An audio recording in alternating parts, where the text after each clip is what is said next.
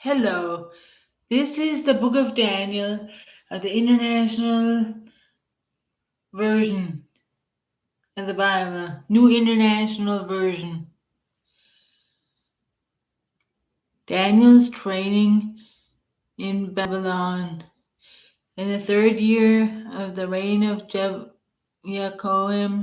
king of Judah, Nebuchadnezzar, king of Babylon, came to Jerusalem and besieged it. And the Lord delivered Jehoiakim, king of Judah, into his hand, along with some of the articles from the temple of God. These he carried off to the temple of his God in Babylonia and put in the treasure house of his God. Then the king ordered Ashpenaz, chief of his court officials, to bring in some of the Israelites from the royal family and the nobility, young men without physical defect, handsome, showing aptitude for every kind of learning, well informed, quick to understand, and qualified to serve in the king's palace. He was to teach them in the language and literature of the Babylonians. The king assigned them a daily amount of food and wine from the king's table. They were to be trained for 3 years, and after that they were to enter the king's service.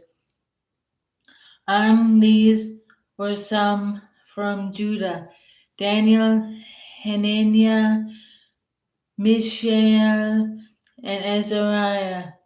The chief official gave them new names. To Daniel, the name Belshazzar; to Hananiah, Shadrach; to Mishael, Meshach; and to Azariah, Abednego. But Daniel resolved not to defile himself with the royal food and wine, and he asked this chief officer for permission not to defile himself this way. Now God had caused the official to show favor and sympathy to Daniel, but the official told Daniel, "I'm afraid of my lord the king, who has assigned you food and drink. Why should you why should he see you looking worse than the other young men your age? The king would then have my head because of you." Daniel then said to the guard, whom the chief official had appointed over Daniel, Hananiah, Mishael, and Azariah, "Please test your servants for 10 days. Give us nothing but vegetables to eat and water to drink. Then compare our appearances with that of the young men who eat the royal food, and treat your servants in accordance with what you see." So he agreed to this and tested them for 10 days. At the end of the 10 days, they looked healthier and better nourished than any of the young men who ate the royal food. So the guard took away their choice food and the wine, and they were to drink, and gave them vegetables instead. To these 4 young men, God gave knowledge and understanding of all kinds of literature and learning, and Daniel could understand visions and dreams of all kinds. At the end of the time set by the king, to bring them in, the chief official presented them to Nebuchadnezzar. The king talked with them, and he found none equal to Daniel, Hananiah, Mishael, and Azariah. So they entered the king's service. In every matter of wisdom and understanding about which the king questioned them, he found them 10 times wiser than all the magicians and enchanters in his whole kingdom. And Daniel remained there until the first year of King Cyrus. In the second year of his reign, Nebuchadnezzar had dreams. His mind was troubled, and he could not sleep. So the king summoned the magicians, enchanters, sorcerers, and astrologers to tell him what he had dreamed.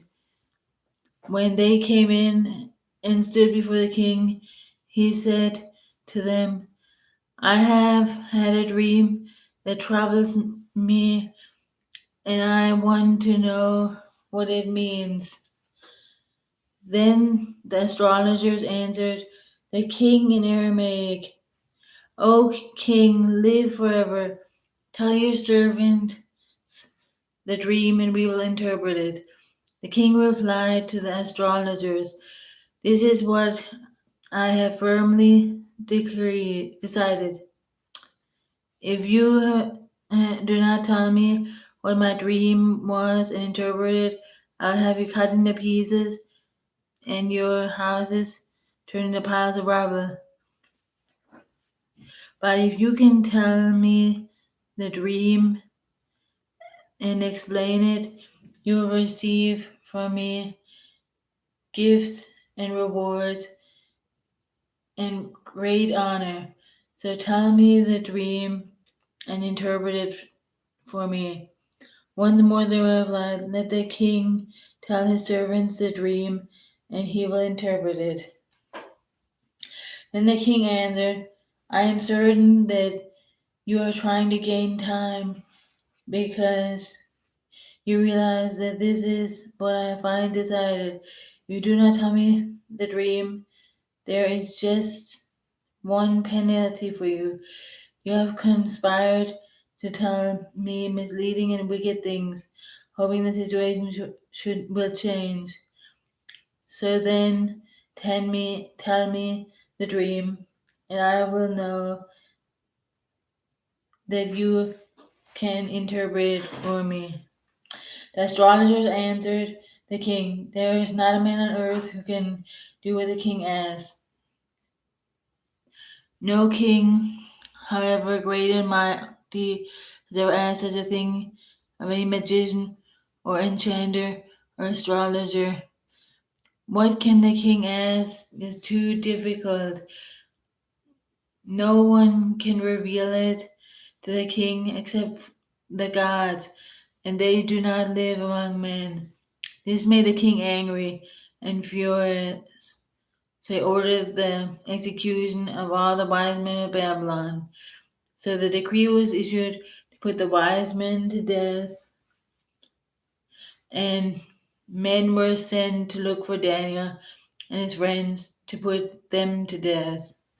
When Arioch, the commander of the king's guard, had gone out to put to death the wise men of Babylon, Daniel spoke to him with wisdom and tact. He asked the king's officer, Why did the king issue such a harsh decree? Arioch then explained the matter to Daniel. At this, Daniel went in to the king and asked for time so that he might interpret the dream for him.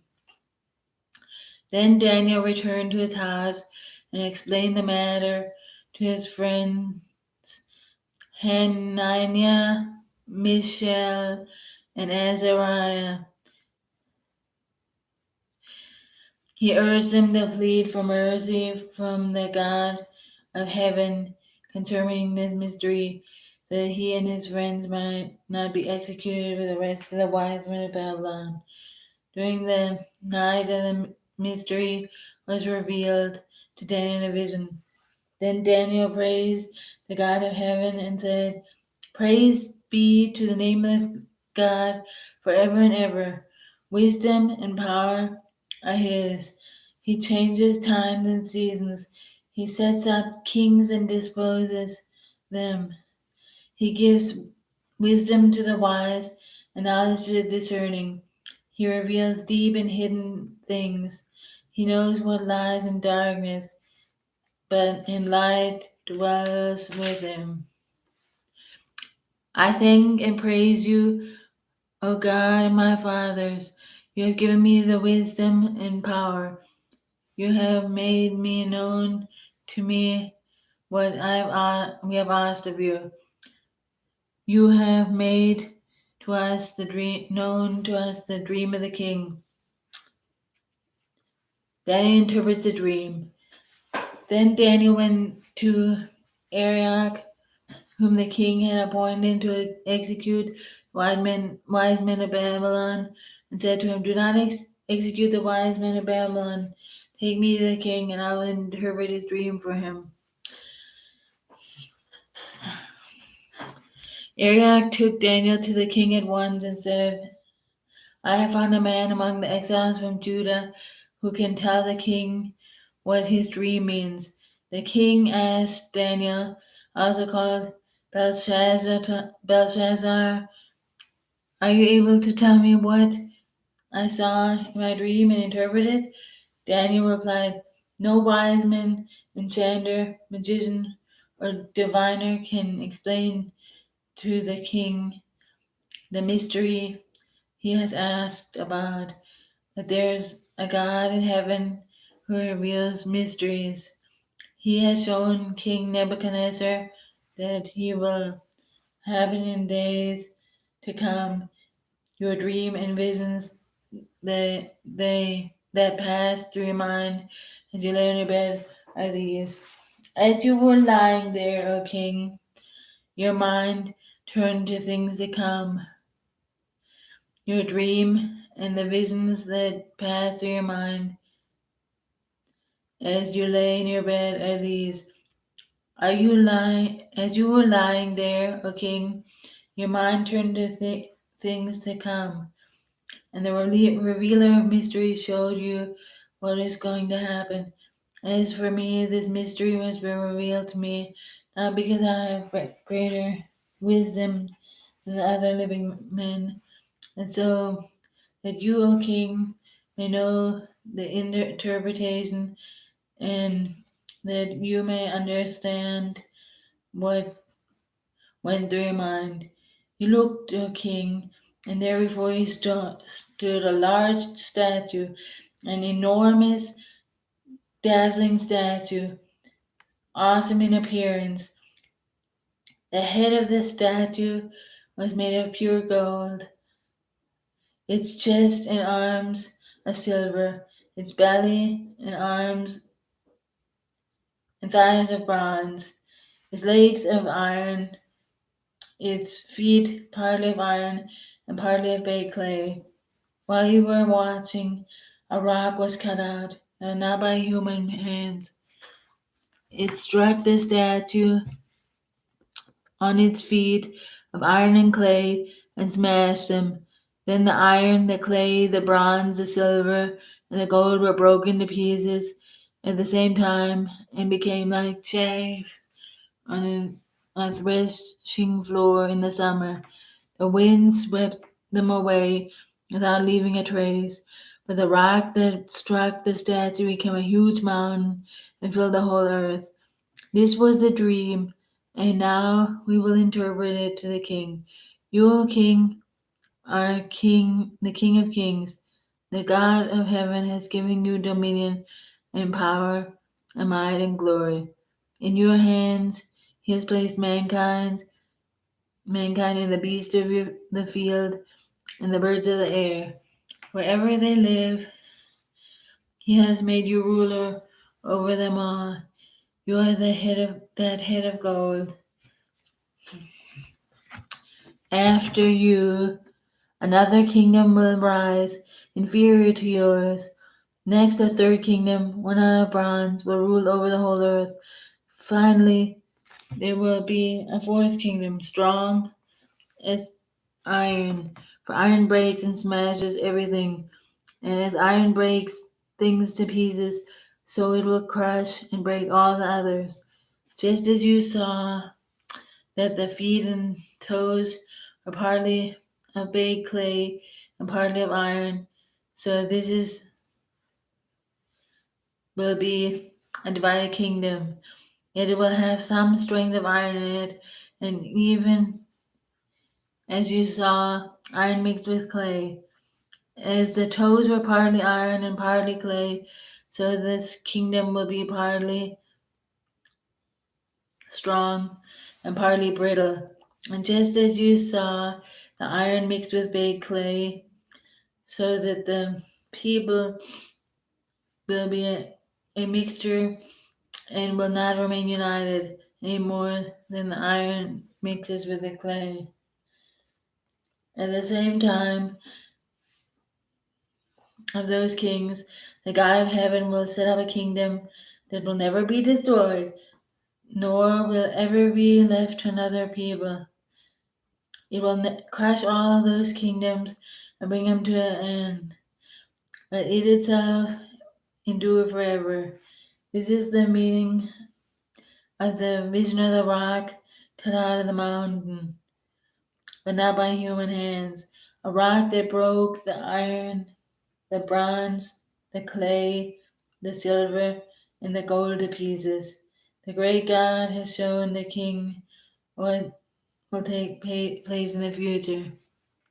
The dream is true and the interpretation is trustworthy.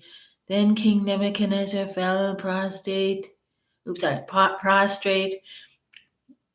before Daniel and paid him honor and ordered that an offering and incense be presented to him. The king said to Daniel, "Surely your God is the God of gods and the Lord of lords and Lord of kings and a revealer of mysteries, for you were able to reveal this mystery." Then the king placed Daniel in a high position and lavished many gifts on him.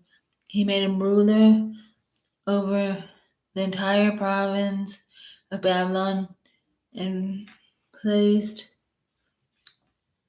him in charge of all its wise men. Moreover, at Daniel's request, the king appointed Shadrach, Meshach, and Abednego administrators over the province of Babylon, while Daniel himself remained at the royal court.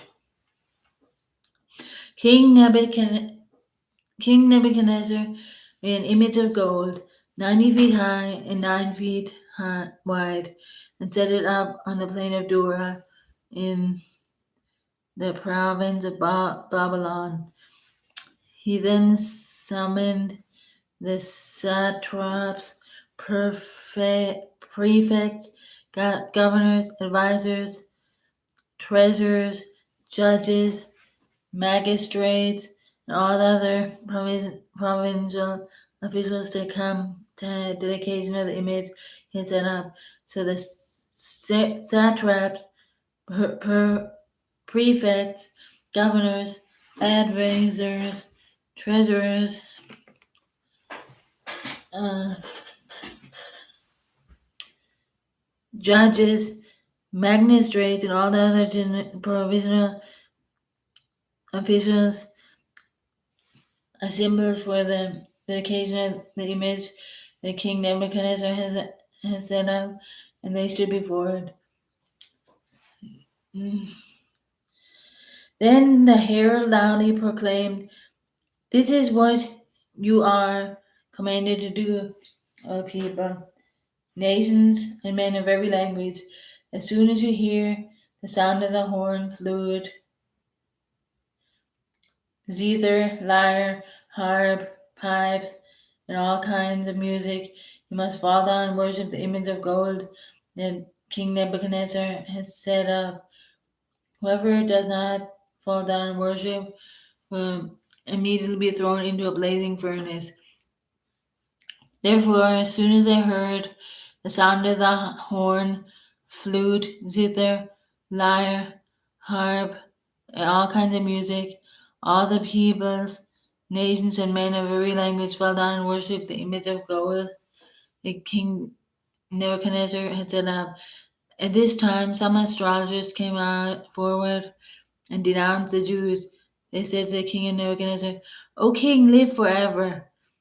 You have decreed into a decree, O king, that everyone who hears the sound of the horn, flute, zither, lyre, harp, pipes, all kinds of music must fall down and worship the image of gold, and that whoever does not fall down and worship will be thrown in the blazing furnace.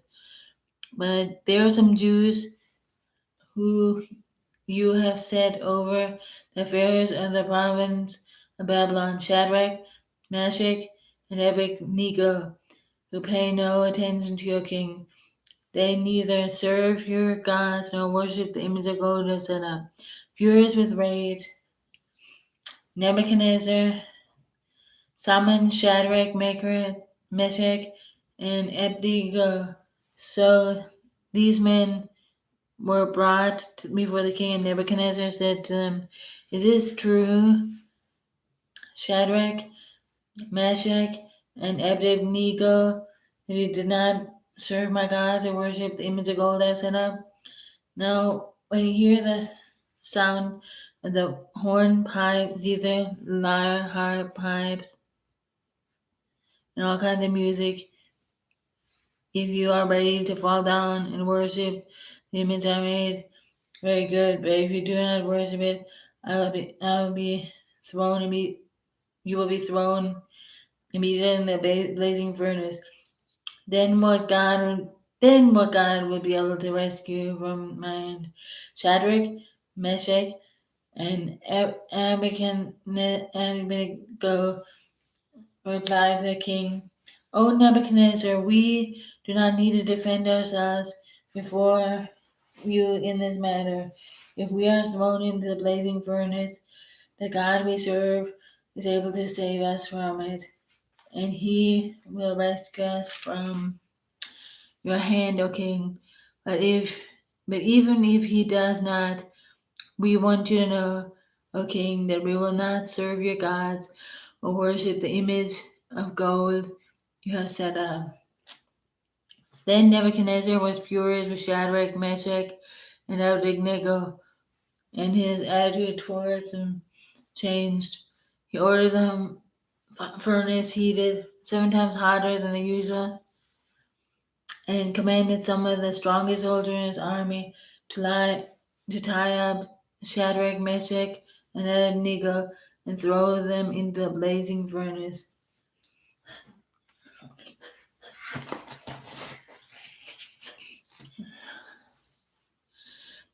Then King Nebuchadnezzar leaped to his feet in amazement and asked his advisors, "Weren't these 3 men that were tied up and thrown into the fire?" They replied, "Certainly, O king." He said, "Look, I see 4 men walking around in the fire, unbound and unharmed, and the fourth looks like a son of the gods." Nebuchadnezzar then approached the opening of the blazing furnace and shouted, "Shadrach, Meshach, and Abednego, servants of the Most High God, come out, come here." So Shadrach, Meshach, and Abednego came out of the fire, and the satraps, prefects, governors, and royal advisers crowded around them. They saw that the fire had not harmed their bodies, nor was a hair on their head singed. Their robes were not scorched, and there was no smell of fire on them. Then Nebuchadnezzar said, "Praise be to the God of Shadrach, Meshach, and Abednego, who has sent his angel and rescued his servants. They trusted in him and defied the king's command, and were willing to give up their lives rather than serve or worship any god except their own God. Therefore I decree that the people of any nation or languages who say anything against the God of Shadrach, Meshach, and Abednego be cut into pieces, and their houses be turned into piles of rubble, for no other God can save us in this way. Then the king promoted Shadrach, Meshach, and Abednego in his province of Babylon. King Nebuchadnezzar, to the people, nations, and men of every language who live in all of the world, may you prosper greatly. It is my pleasure to tell you about the miraculous signs and wonders that the Most High God has performed for me. How great are his signs, how mighty are his wonders. His kingdom is an eternal kingdom. His dominion endured from generation to generation. I, Nebuchadnezzar, was at home in my palace, contented and prosperous. I had a dream that made me afraid. As I was laying in my bed, the images and visions that passed through my mind terrified me. So I comm- commanded all the wise men of Babylon be brought before me to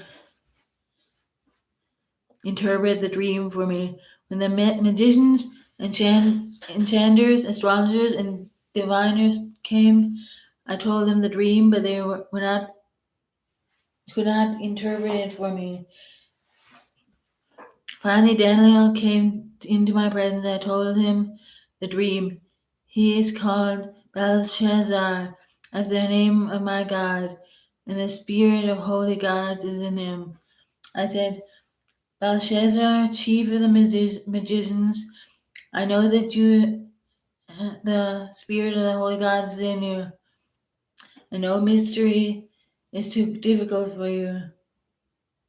Here is my dream, interpreted for me.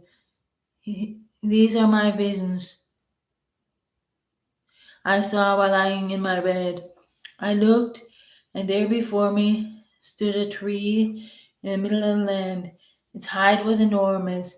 The tree grew large and was strong, and its top touched the sky. It was visible to the ends of the earth. Its leaves were beautiful, its fruit abundant, and on it was food for all. Under it, the beasts of the field found shelter, and the birds of the air lived in its branches. From every creature was fed.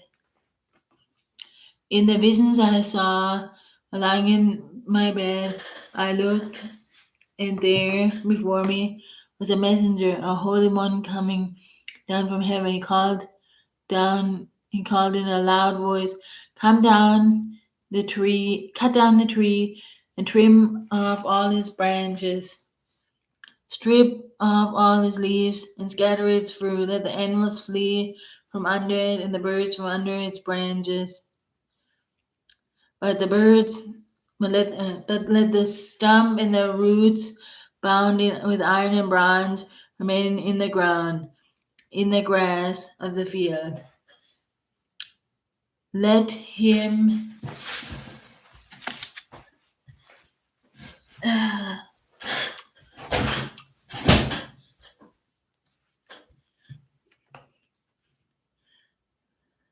let him be drenched with the dew of heaven, and let him live with the animals among the plants of the earth.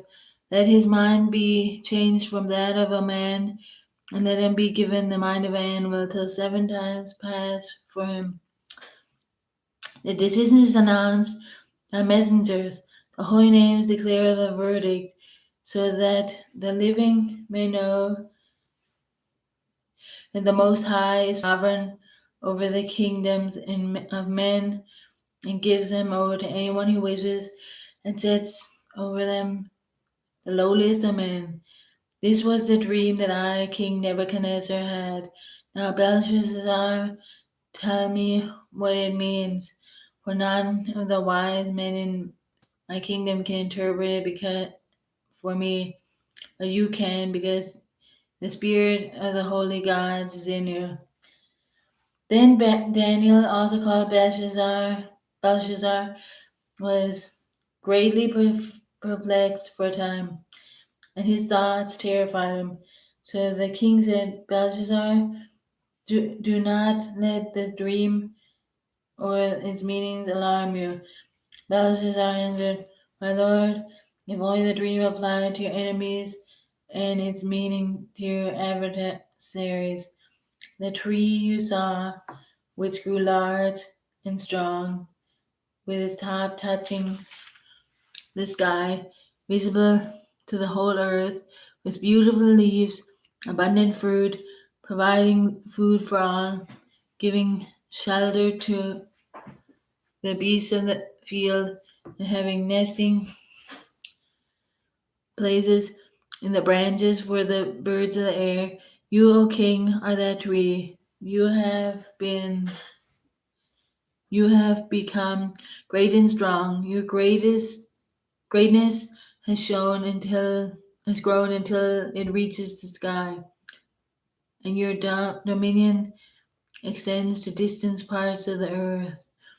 You, O king, saw a messenger, a holy one, coming down from heaven, saying, Cut down the tree and destroy it, but leave the stump bound with iron and bronze in the grass of the field, while its roots remain in the ground. Let him be drenched with the dew of heaven. Let him live like the wild animals until 7 times pass by for him.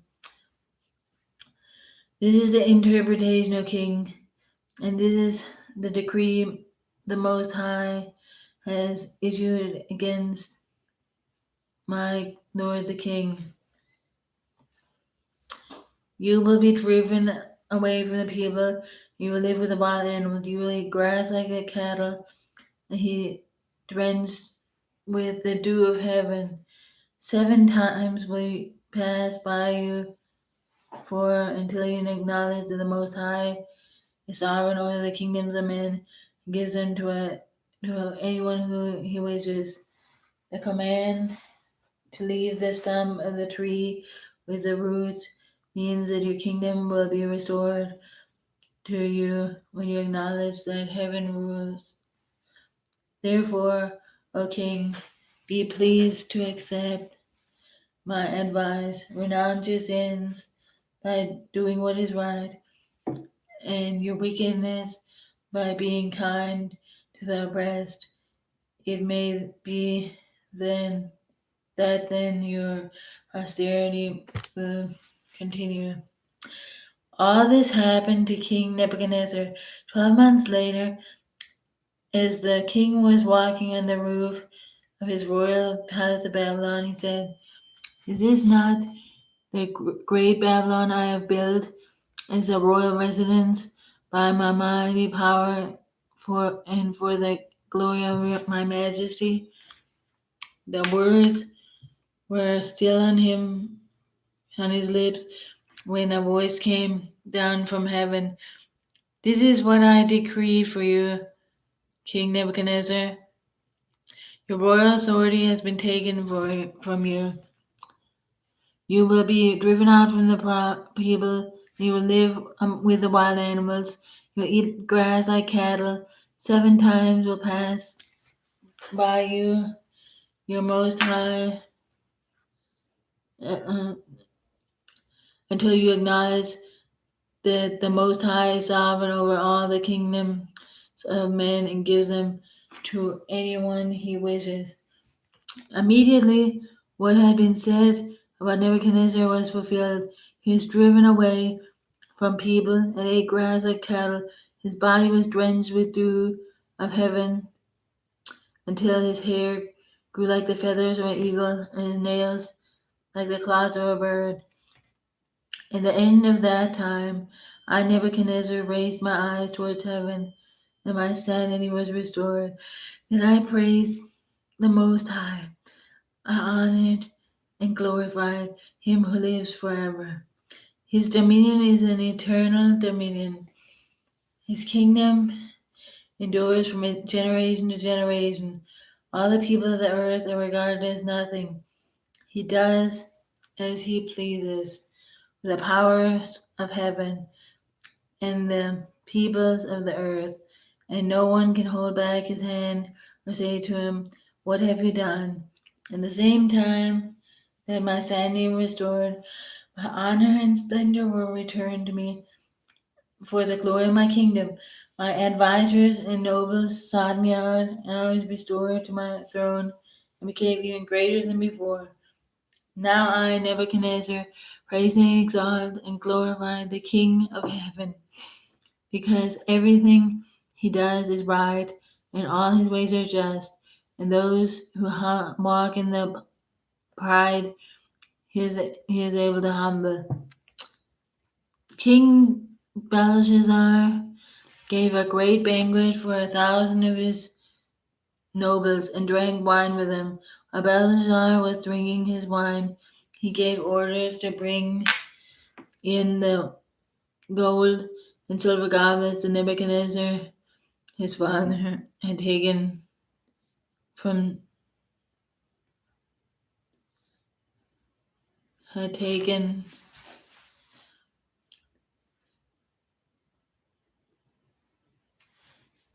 from the temple in Jerusalem, so that the king and his nobles, his wives, and his concubines might drink from them. So they brought in the gold goblets that he had taken from the temple of God in Jerusalem, and the king and his nobles, his wives, and his concubines drank from them. As they drank their wine, they praised the gods of gold and silver, bronze, iron, wood, and stone. Suddenly, the fingers of a human hand appeared on the road, appeared and wrote on the plaster of the wall near the lampstand in the royal palace. The king watched the hand as it wrote. His face turned pale, and he was so frightened that his knees knocked together and his legs gave away. The king called out for the enchanters, astrologers, and diviners to be brought, and said to them,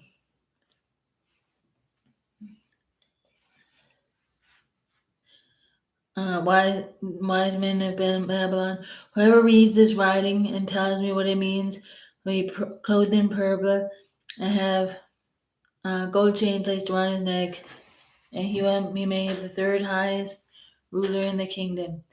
Then all the king's wise men came in. They could not read the writing or tell the king what it means.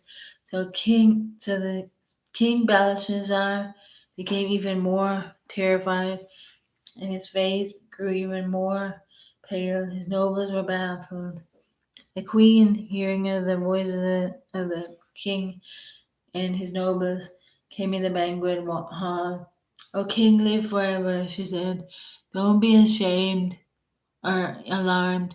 Don't look so pale. There's a man in your kingdom who has the spirit of the holy gods in him. In the time of your father, he was found to have insight, intelligence, and wisdom like that of the gods. King Nebuchadnezzar, your father the king, I say, appointed him chief of the magicians, enchanters, astrologers, and diviners. This man Daniel, whom the king called Belshazzar, was found to have a keen mind and knowledge and understanding, and also the ability to interpret dreams. explain the riddles, and solve difficult problems. Call for Daniel, and he will tell you what the writing means. So Daniel brought before him the king, and the king said to him, Are you Daniel, one of the exiles from my father, the king brought from Judah?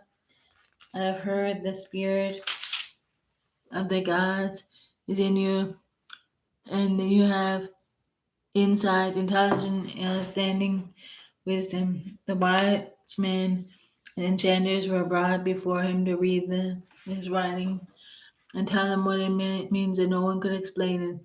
So I have heard that you are able to give interpretations and solve difficult problems. If you can read this writing and tell me what it means, you will be clothed in purple and have a gold chain placed around your neck, and you will be made the third highest ruler in the kingdom.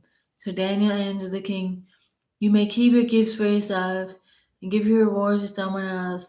Nevertheless, I will read the writing for the king and tell him what it means.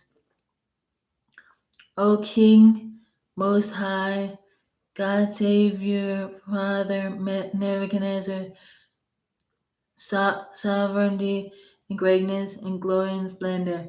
Because of the high position he gave them all, the people and nations and men of every language dreaded and feared him. Those the king wanted to put to death, he put those he wanted to spare, he spared. Those he wanted to promote, he promoted. And those he wanted to humble, he humbled. But when his heart became arrogant and hardened with pride, he deposed from his royal throne and stripped of his glory. He was driven away from the people and was given the mind of an animal.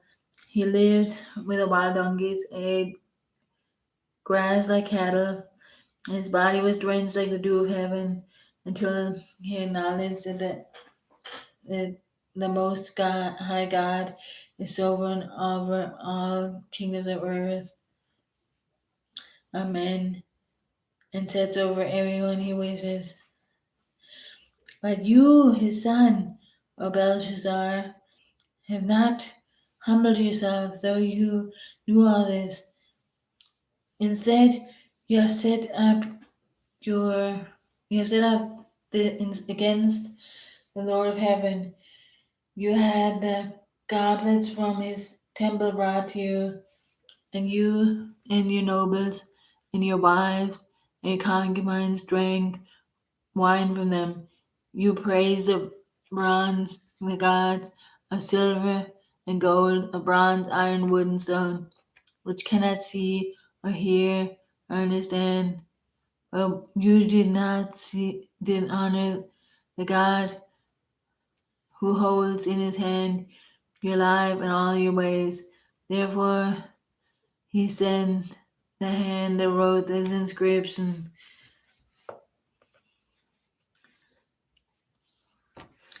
This is the inscription that was written. Mine, Tekel Parson. This is what the words mean. Mine, God has numbered the days of your reign and brought it to an end. Tekel, you have been weighed on the scales and been found wanting. Paris, your kingdom is divided and given to the Medes and Persians. Then, at Belshazzar's command, Daniel was clothed in purple. A gold chain he was placed around his neck, and he was proclaimed the third highest ruler in the kingdom. That very night, Belshazzar, king of the Babylonians, was slain, and Darius the Medes took over the kingdom at the age of 62. It pleased Darius to appoint 120 satraps to rule throughout the kingdom. with 3 administrators over them, one of whom was Daniel. The satraps were made accountable to them, so the king might not solve the laws. Now Daniel was so distinguished himself himself among the administrators and the satraps by his exceptional qualities that the king planned to set him over to the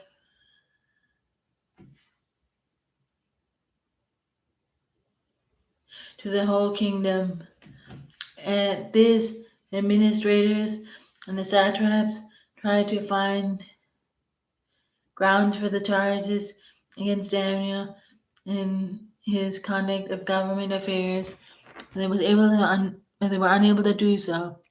They could find no corruption in him because he was trustworthy and neither could corrupt or negligent.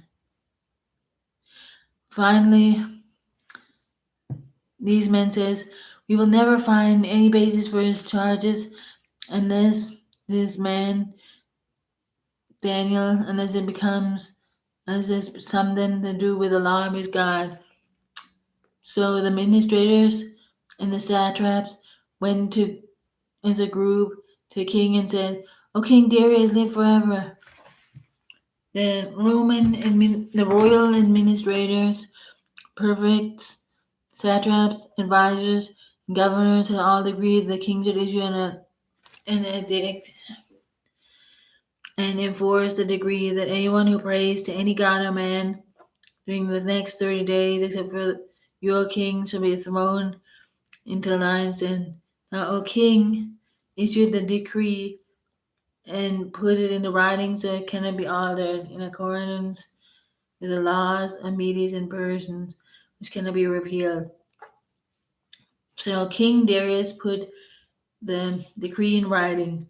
Now, when Daniel learned that the decree had been published, he went up to his upstairs room where the window opened towards Jerusalem. 3 times a day he got down on his knees and prayed, giving thanks to God, just as he had done before.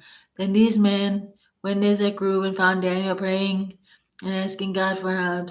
So they went to the king and spoke to him about his royal decree.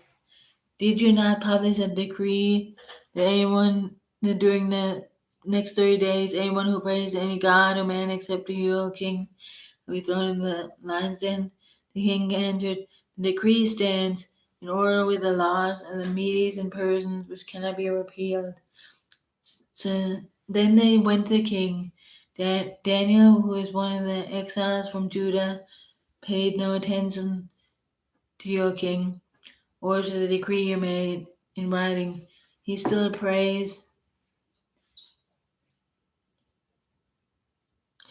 3 times a day. When the king heard this, he was greatly distressed. He was determined to rescue Daniel and made every effort until sundown to save him. Then the men went to him as a group, and the king had said, "Remember, O king, that according to the law of the Medes and Persians, no decree or edict that the king issues can be changed." So the king gave the order, and they brought Daniel and threw him into the lion's den. The king said to Daniel, "May your God, whom you serve continuously, rescue you." A stone was brought and placed over the mouth of the den, and the king sealed it with his own signet ring and with the rings of his nobles, so that Daniel's situation may not be changed. Then the king returned to his palace and spent the night without eating and without any entertainment being brought to him, and he could not sleep. At the first light of dawn, the king got up and hurried to the lion's den. When he came to the den, he called to Daniel in an anxious voice, "Daniel, servant of the living God, has your God, whom you serve continually, been able to help rescue you from the lions? Daniel answered, O king, live forever. My God sent an angel, and he has shut the mouth of the lions. They have not hurt me, because was found innocent in his sight, nor have I ever done any wrong before you, O king. So the king was overjoyed and gave orders to lift Daniel out of the den. When Daniel was lifted out of the den, no wound was found in him, because he had trusted in his God. At the king's command, the men who had falsely accused Daniel were brought and thrown into the lion's den along with their wives and children. And before they reached the floor of the den, the lions overpowered them and crushed all their bones. Then King Darius wrote to all the people, nations, and men of every language throughout the land, May you prosper greatly. I issue a decree that in every part of my kingdom, people must fear and reverence the God of Daniel, for he is the living God and he endures forever. His kingdom will not be destroyed, his dominion will never end. He rescues and he saves. He performs signs and wonders in the heavens and on the earth. He rescued Daniel from the power of the lions. So Daniel prospered during the reign of Darius and the reign of Cyrus the Persian. Daniel, in the year of Belshazzar, king of Babylon, Daniel had a dream, and visions passed through his mind as he was lying down in his bed. He wrote down the substance of every dream. Daniel said, In my vision at night I looked, and there before me were the four winds of heaven turning up the great sea. Four great beasts, each different from the others, came out of the sea. The first was like a lion, and it had wings of an eagle. I watched until the wings were torn off and was lifted from the ground until it stood on 2 feet like a man, and the heart of a man was given to it. And there were before me was a second beast, which looked like a bear. It was raised up on its sides, and it had 3 ribs in its mouth, and between its teeth. It was told, Get up and eat your fill of flesh. After that I looked, and there before me was another beast, one that looked like a leopard. And on its back it had 4 wings like those of a bird. This beast had 4 heads and was given authority to rule. After that, in my vision at night, I looked, and there before me was a fourth beast, terrifying and frightening and very powerful. It had large iron teeth. It crushed and devoured its victims and trampled underfoot whatever was left. It was different from all the former beasts, and it had 10 horns. When I was thinking about the horns, there were before me was another horn, a little one which came up among them, and 3 of the first horns were uprooted before it. This horn had eyes like the eyes of a man, and a mouth that spoke boastfully. As I looked, thrones were set in place, and the Ancient of Days took his seat. His clothing was as white as snow. His snow, the hair on his head was white like wool. His throne was flaming with fire, and its wheels were all ablaze. A river of fire was flowing. Coming out from before them, thousands upon thousands attended him. 10,000 times 10,000 stood before him. The court was seated, and the books were opened. Then I continued to watch because of the boastful words and the horn was speaking. I kept looking until the beast was slain and its body destroyed and thrown into the blazing fire. The other beasts had been stripped of their authority or were allowed to live for a period of time. In my vision at night, I looked, and there before me was one like the Son of Man, coming with the clouds of heaven. He approached the Ancient of Days and was led into his presence. He was given authority, glory, and sovereign powers. All people, nations, and men of every language worshipped him. His dominion is an everlasting dominion that will not pass away, and his kingdom is not one that will never be destroyed. I, Daniel, was troubled in spirit, and the visions that passed through my mind disturbed me.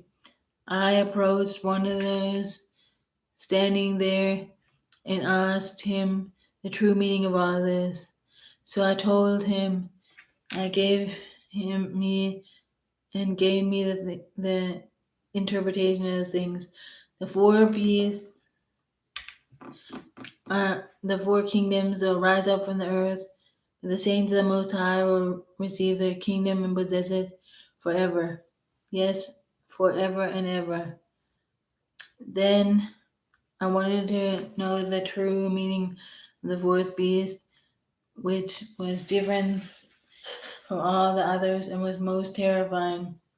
With its iron teeth and bronze claws, the beast had crushed and devoured its victims and trampled underfoot wherever was left. Whatever he was left. I also wanted to know about the 10 horns on his head and about the other horns that came up before, which 3 of them fell. The horn that looked more imposing than the others and had eyes and a mouth that spoke boastfully. As I watched, the horn was waging war against the saints and defeating him until the Ancient of Days came and pronounced judgment in favor of the saints of the Most High, and the time came when they possessed the kingdom. He gave me this explanation. The fourth beast is a fourth kingdom that appear on earth. It'll be different from the other kingdoms and will devour the whole earth, trampling it down and crushing it. The 10 horns are the 10 kings who will come from this kingdom. After them, another king will arise, different from the earlier ones. He will subdue 3 kings. He will speak against the Most High and oppress his saints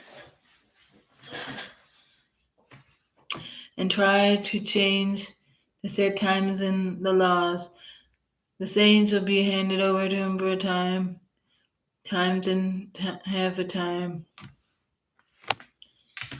But the court will sit, and his power will be taken away and completely destroyed forever. Then the sovereignty, power, and greatness of the kingdoms under the whole heaven will be handed over to the saints of the people of the God Most High. His kingdom will be everlasting kingdom, and all the rulers will worship and obey him. This is the end of the matter. I, Daniel, was deeply troubled by my thoughts, and my face turned pale. I kept this matter to myself. In the 3rd year of the king Belshazzar's reign, I, Daniel, had a vision after one had already appeared to me. In this vision, I saw myself in the citadel of Susa in the province of Elam. In the vision, I was beside the Ulai Canal. I looked up, and there before me was a ram with two horns standing beside the canal, and the horns were long. One of the horns grew longer than the others, but grew up later. I watched as the ram was he charged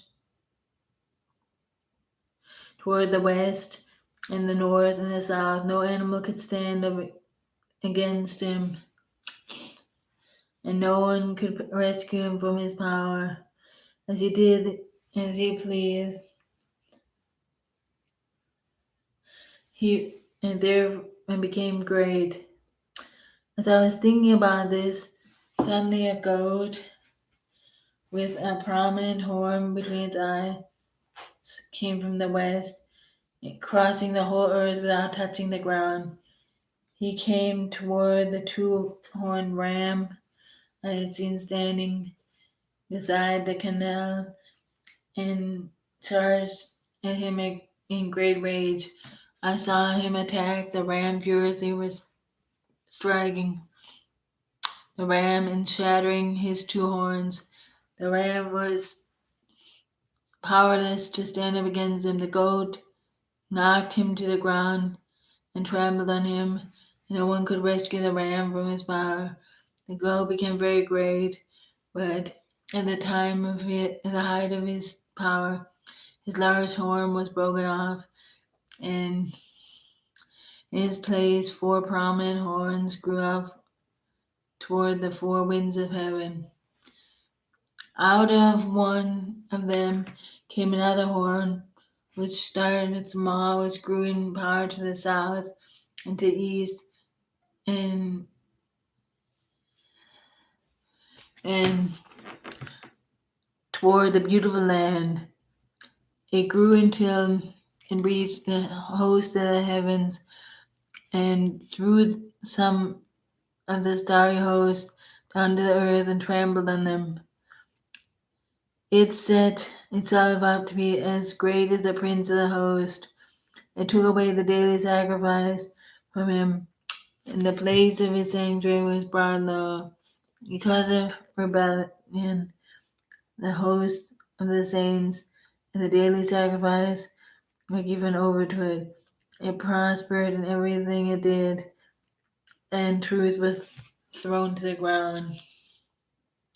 Then I heard a holy one speaking, and another holy one said to him, "How long will it take for the vision to be fulfilled?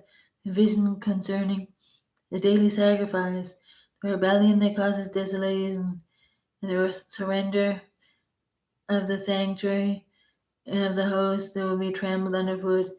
He said to me, "It'll take 2,300 evenings and mornings. Then the sanctuary will be consecrated." When I, Daniel, was watching the vision and trying to understand it, there before me stood one who looked like a man. I heard a man's voice from the Ulai calling, "Gabriel, tell this man the meaning of the vision." As I came near to the place where I was standing, I was terrified and fell prostrate. "Son of man," he said to me, "understand the vision concerns the end of the time of the end." While he was speaking to me, I was in a deep sleep, with my face to the ground. Then he touched me and raised me to my feet. He said, "I am going to tell you what will happen later in the time of wrath, because the vision concerns the appointed time of the end." The two-horned ram that you saw represents the kings of Media and Persia. The shaggy goat, the king of Greece. and its large horn between his eyes. The first king. The four horns are replaced. One that was broken off, represent four kingdoms that will emerge from the nation but will not have the same power. In the latter part of the reign, when rebels have become part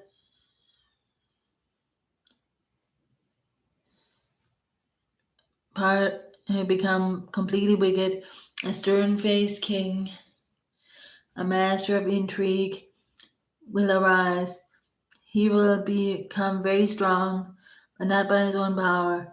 He will cause astounding devastation.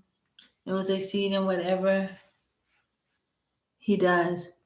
He will destroy the mighty men and the holy people. He will cause deceit to prosper, and he will consider himself superior. When they feel secure, he will destroy many and take his stand against the prince of princes. Yet, beca- yet, be, yet be, he will be destroyed, but not by human power. The vision of the evenings and mornings that has been given to you is true, but seal up the vision, for it concerns the distant future. I, Daniel, was exhausted and lay ill for several days. Then I got up and went about the king's business. I was appalled by the vision. It was beyond understanding. In the first year of Darius, a son of Xerxes, a Mede by descent, was made ruler over the Babylonian kingdom. In the first year of his reign, I, Daniel, understood from the scriptures according to the word of the Lord given to Jeremiah the prophet, the desolation of Jerusalem will last 70 years. So I turned to the Lord God and pleaded with him in prayer and petition, in fasting and sackcloth and ashes.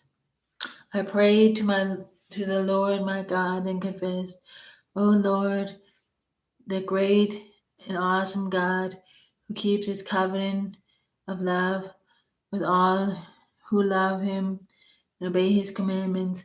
We have sinned and done wrong. We have been wicked and have rebelled. We have turned away from your commands and laws. You have not listened to your servants and the prophets who spoke in your name to our kings, our princes, and our fathers, and to all the people of the land.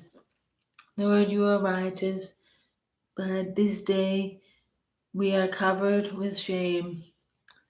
The men of Judah and people of Jerusalem and all Israelites and all Israel, both near and far, and all the countries where you have scattered us because of our unfaithfulness to you. O Lord, we and our kings, our princes, and our fathers are covered with shame because we have sinned against you. The Lord our God is merciful and forgiving, even though we have rebelled against him. We have not obeyed the Lord our God or kept the laws he gave us. To all the servants, the prophets, all Israel has transgressed your law and turned away, refusing to obey you. Therefore, the curses and sworn judgments written in the law of Moses, the servant of God, have been poured out on us because we have sinned against you. We have fulfilled the words spoken against us and against our rulers by bringing upon us great disaster. Under the whole heaven, nothing has ever been done like what has been done to Jerusalem. Just as it is written in the law of Moses, all this disaster has come upon us, yet we have not sought the favor of the Lord our God by turning away from our sins and giving attention to your truth. The Lord did not hesitate to bring the disaster upon us, because for the Lord our God is righteous in everything he does, yet we have not obeyed him. Now, O Lord our God, who brought us out of your people out of Egypt with a mighty hand, and who made for yourself a name who endures to this day, we have sinned, we have kept doing wrong. O Lord, in keeping with all your righteous acts, turn away from your anger and your wrath from Jerusalem, your city, your holy hill. Our sins and the iniquities of our fathers have made Jerusalem and your people an object of scorn to all those around us. Now, our God, hear the prayers and petitions of your servant. For your sake, O Lord, look with favor on your desolate sanctuary. Give ear, O Lord, and hear. Open your eyes and see the desolation of the city that bears your name. We do not make requests of you because we are righteous, but because of your great mercy. O Lord, listen. O Lord, forgive. O Lord, hear and act. For your sake, O my God, do not delay, because your city and your people bear your name. While I was speaking and praying, confessing my sin and the sin of my people Israel, and making my request to the Lord my God for his holy hill, while I was still in prayer, Gabriel, the man I had seen in the earlier vision, came to me in swift flight about the time of the evening sacrifice. He instructed me and said to me, Daniel, I have now come to give you my insight and understanding. As soon as you begin to pray, an answer was given, which I have come to tell you, for you are highly esteemed. Therefore, consider the message and understand the vision. 77s are the decreed for your people and your holy city to finish transgressions, to put an end to sin, to atone for wickedness, to bring up an everlasting righteousness, to seal up vision and prophecies, and to anoint the most holy. No one understands this. From the issuing of the decree to restore and rebuild Jerusalem until the anointed one, the ruler, comes, there'll be 7 sevens and 62 sevens. It will be rebuilt with streets and a trench, but in times of trouble.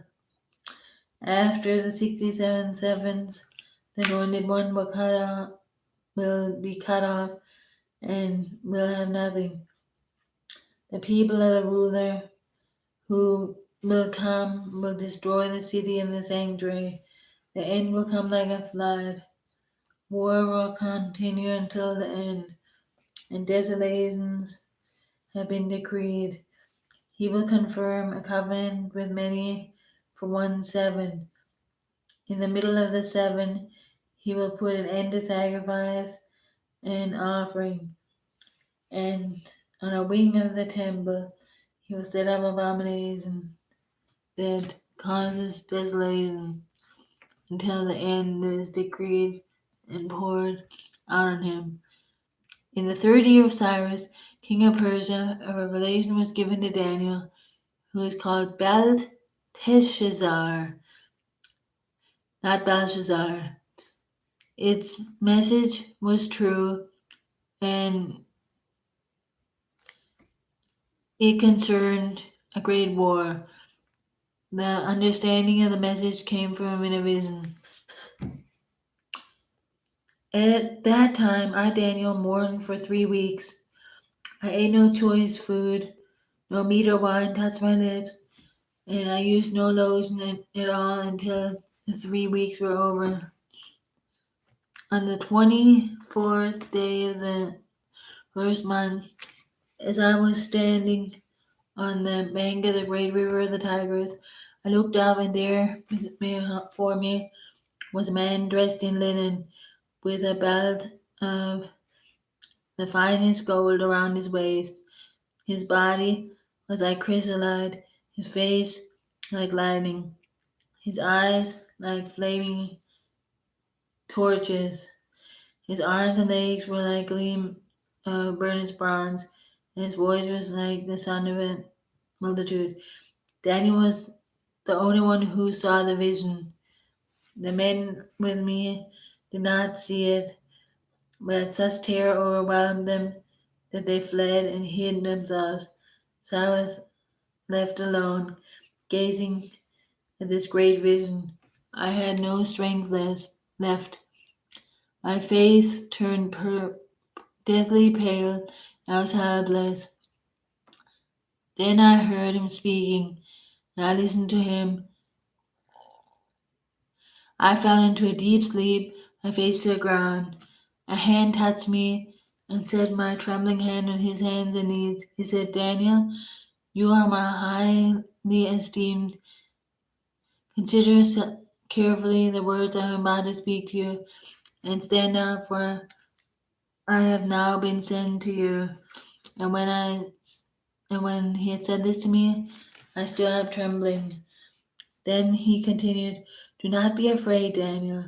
Since the first day that you set your mind to gain understanding and to humble yourself before your God, your words were heard, and I have come in response to them. But the prince of the Persian kingdom resisted the 21 days. Then Michael and the chief princes came to help me because I was detained there with the king of Persia. Now I have come to explain to you what will happen to your people in the future, for the vision concerns a time yet to come. While he was saying this to me, I bowed my face towards the ground and was speechless. Then one who looked like a man touched my lips, and I opened my mouth and began to speak.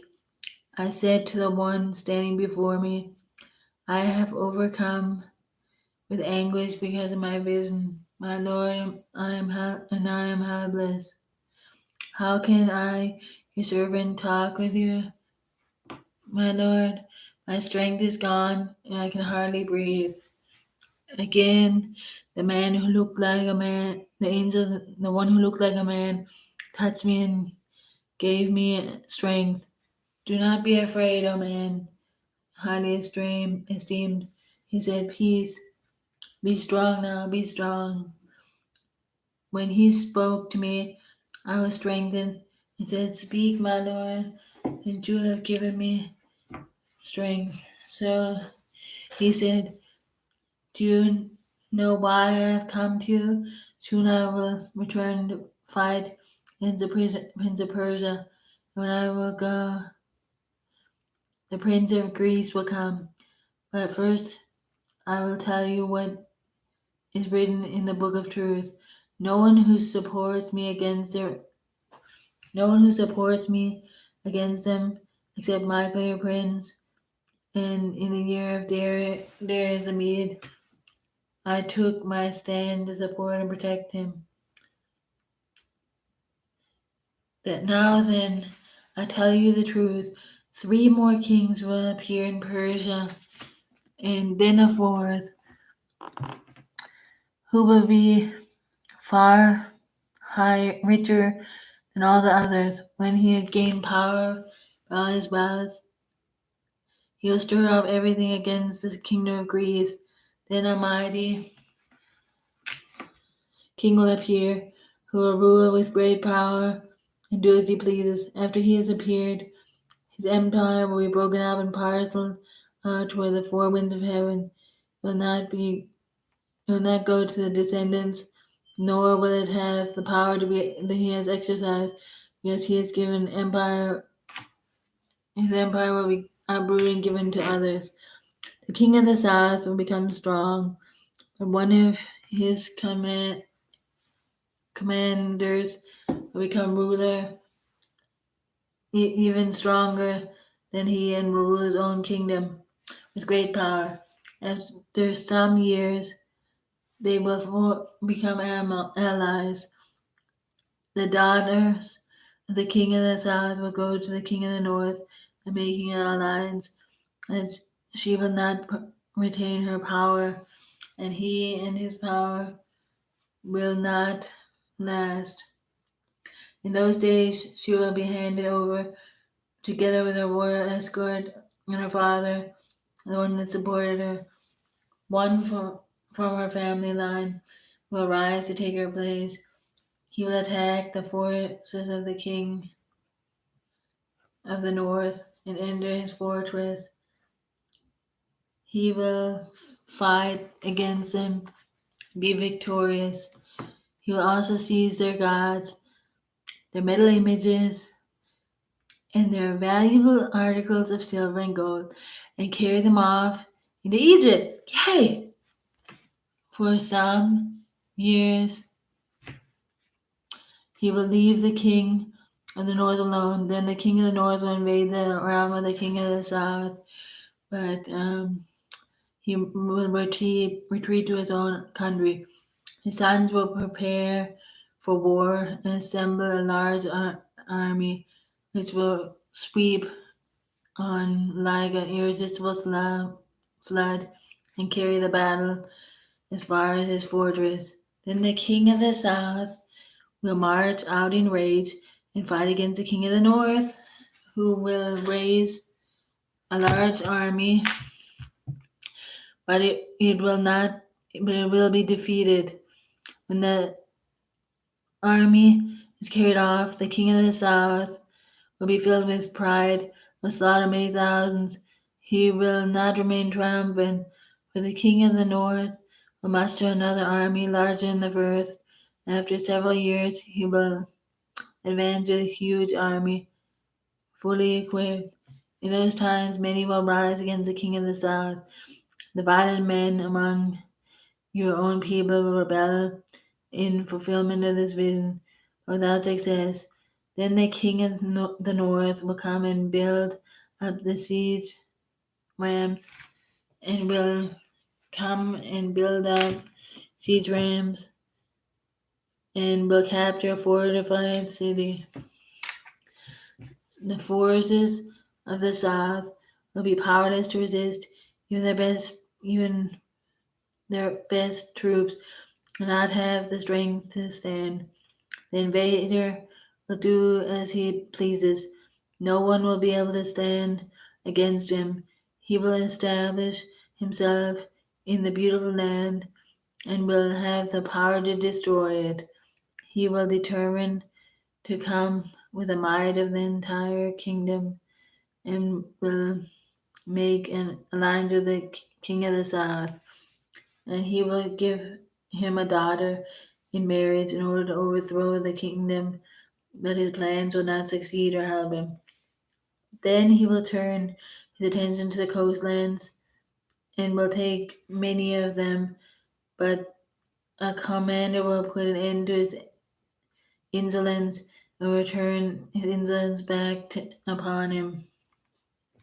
After this, he'll turn back towards the fortresses of his own country, but will stumble and fall, to be seen no more. His successor will send out a royal tax collector to maintain the royal splendor.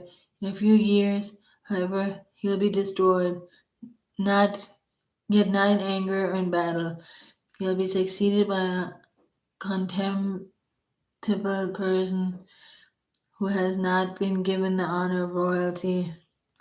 He will invade the kingdom when its people feel secure. and he will seize it over through intrigue. Then over an overwhelming army will be swept away before him. Both it and the prince of the covenant will be destroyed. After coming to an agreement with him, he will act deceitfully, and with him and with only a few people he will rise to power. When the richest provinces feel secure, he will invade them and achieve what neither his fathers nor his forefathers did. He will distribute plunder, loot, and wealth among his followers. He will plot the overthrow of fortresses, but only for a time. With a large army, he will stir up his strength and courage against the king of the south. The king of the south waged war with a large and very powerful army, but he will not be able to stand because of the plots divided against him. Those who eat from the king's provisions will try to destroy him, and the army will be swept away, and many will fall in battle. The two kings, with their hearts bent on evil, will sit at the same table and lie to each other to no avail, because the end will still come at the appointed time. The king of the north will return to his own country with great wealth, but his heart will be set against the Holy Covenant. He will take action against it and then return to his own country. At the appointed time, he will invade the south again.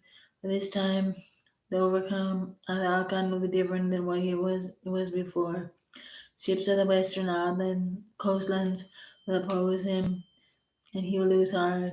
Then he will turn back and vent his fury against the Holy Government. He will return and show favor to those who forsake the Holy Covenant.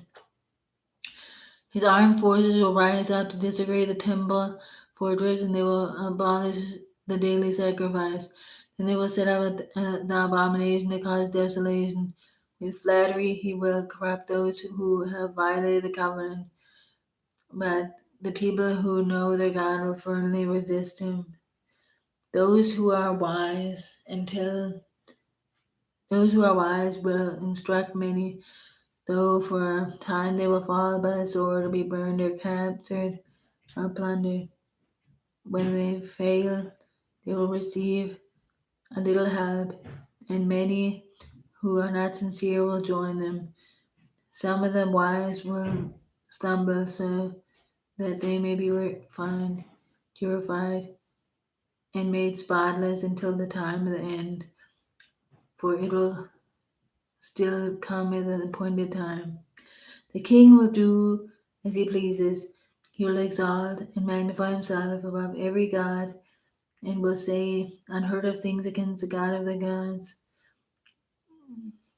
He will be successful until the time of his wrath is completed, for what has been determined must take place. He will show no regard for the gods of his forefathers, or for the one desired by women, nor will he regard any god, but he will exalt himself above them all.